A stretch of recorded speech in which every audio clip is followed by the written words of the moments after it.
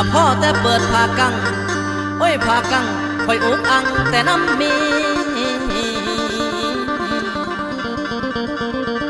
ลินไผ่ลายเงินคำเสีย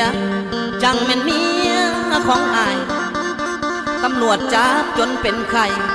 บาดประกันออกมาก็ยังลินคือเก่าละเฮ็ดจังใดน้อหมู่เจ้ามีคอยจังสีเศร้าเด้น้อมีเฮา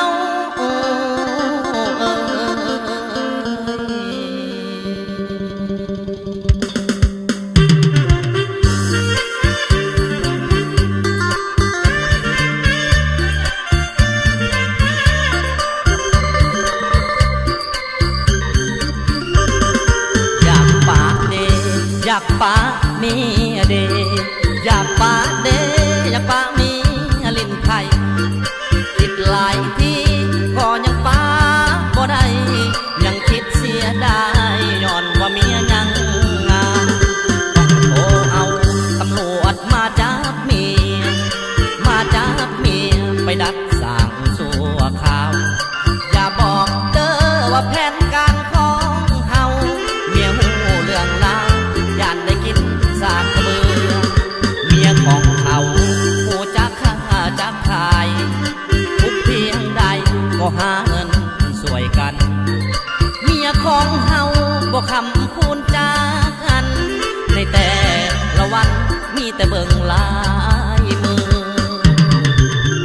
แต่ละมือสวดกันมาเป็นหมู่แต่ละมือสวดกันมาเป็นหมู่พากันหลักกินไผ่อยู่ในกองหลังเงินเขาและน้ำบ่เคยห่วงน้ำพัวใดแต่พัวกินเองเหนื่อยเด้ทางอายอดบ่ได้หลายที่หลายถือ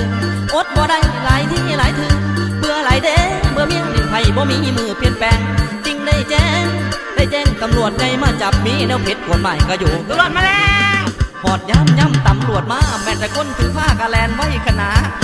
บางคนก็ไปบังอยู่ศาลบางคนฉลาดก็ไปลงอยู่ไห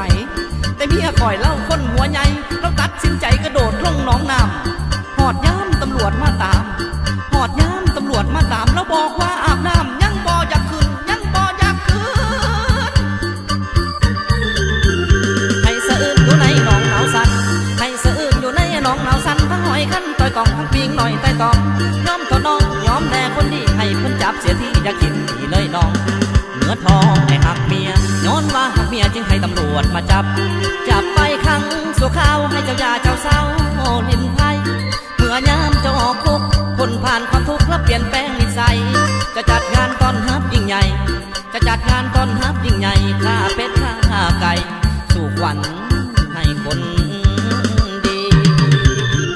เฮ็ดแนวนี้บ่แม่นไอ้ข้างหลังแต่หวังดีไว้ก่อนแม่งามงอนขันเจ้าเศร้าลิ้นไผ่สิหาให้สุวรรณ